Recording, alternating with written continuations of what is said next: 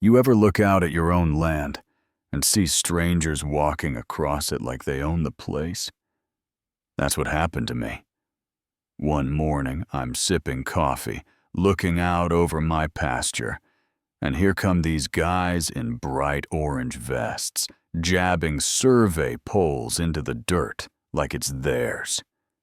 No knock, no warning, just thack, thack, thack.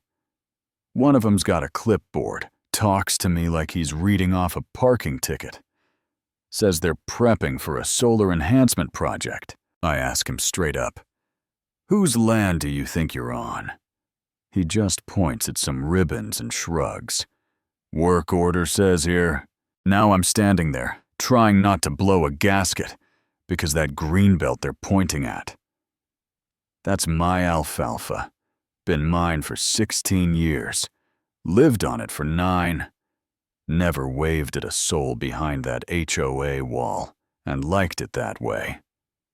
By sunset, they've laced my field with survey tape and zip-tied a laminated notice to my gate saying, "Temporary easement approved." Signed by some HOA board I've never spoken to in my life. I didn't call the number, I drove straight to the county recorder's office. Dug through old plat maps and found the issue. Years ago, a tiny strip between my fence and their wall was labeled as subject to dedication. Surveyor's orphan. A legal ghost. But when I filed my parcel map, that ghost got swallowed up into mine. On paper, this was no man's land. But on the ground, it was mine. Still, they kept building. 3 weeks later, steel pilings showed up. Flatbeds, excavators, the whole shebang. They didn't even ring my bell. That's when I called in a private surveyor, a guy I trust. We walked the boundary. His GPS lined up with my markers down to the inch. He looked at me and said, "They're building 0.5 megawatt of panels on your land." I just smiled and said, "Ignorance is cheap. Arrogance, that gets expensive." I sent letters, certified formal legal. Nothing. Every envelope came back unsigned.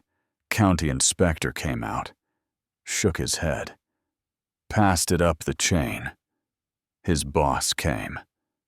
Then the boss's boss. They stood around talking permits and setbacks, while bulldozers kept roaring like it was none of their concern. What they didn't expect was me knowing how the power game works. See, you can't plug into the grid unless you can prove you've got the rights to the land. So I sent the utility company everything parcel map, deed photos of my gate, with my name welded on a notarized affidavit locking down my rights. The power company hit pause. Trucks stopped moving. For about 2 days. Then the HOA fired back, got their lawyer to fax over a fat indemnity bond that made the utility blink and keep going. That's when I knew they were running the classic play build, first settle later. Pressure me into taking a lease once it's too late. They thought I'd fold, but I'm not that guy. So I went deeper. Turns out my pasture qualifies for an agricultural preservation credit.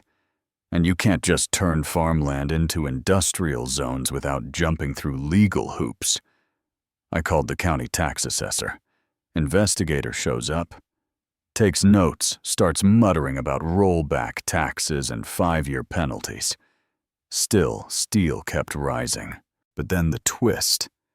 And this was the good part. I dug up the financing agreement between the HOA and their contractor. Turns out the contractor took out a power purchase deal that required clean title. Any dispute, any cloud on ownership would trigger a breach. And if they defaulted before flipping the switch, they'd owe 7 figures in liquidated damages. So I wrote a very polite letter to their risk department. No threats, just facts. Attached every document, and within 2 hours, work stopped, crews gone, machines off, rows of half-built solar frames wrapped in yellow caution tape like they were radioactive. 3 days later, 3 board members and the site manager showed up on my porch. They were sweaty, nervous, trying to smile.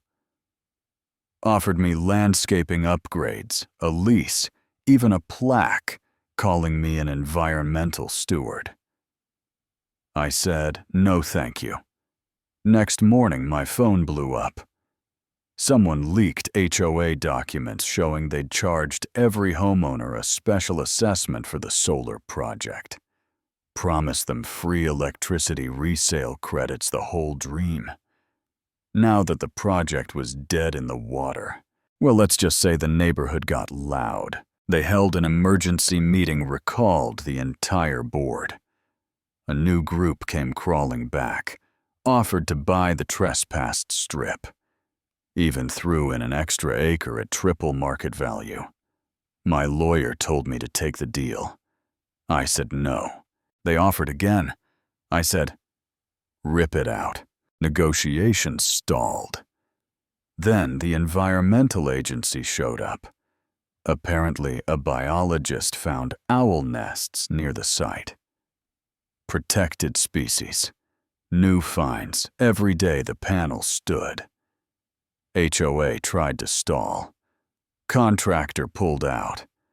Police showed up to escort their demolition crew. Every last panel got hauled away. All that remained was scarred earth and some twisted bolts sticking out like broken teeth. A couple weeks later, we stood at the edge of the property again. Me, the new board, my lawyer. I handed them a clean deed for a boundary adjustment. In return, they agreed to restore the soil replant native brush pay for owl habitat mitigation and donate $50,000 to the local raptor rescue. They covered every dime of my legal costs. I signed a release on personal claims except the court costs, of course. That same week, a federal judge slammed the HOA with an $8.2 million damages judgment from the contractor.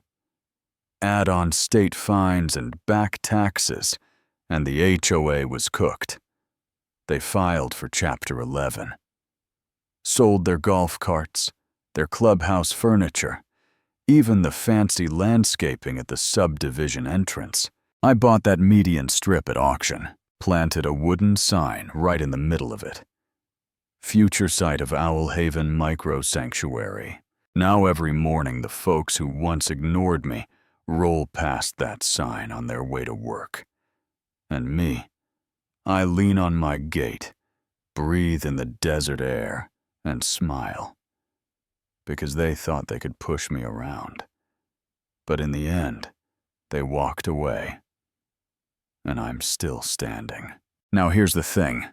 You might say I went too far. You might think I should have taken the lease, pocketed the cash, and moved on. Maybe. Or maybe some lines shouldn't be crossed. So what do you think? Was I right to stand my ground? Or did I dig in too deep over a patch of dirt? Let me know in the comments. I want to hear what you think about land power and what justice really looks like.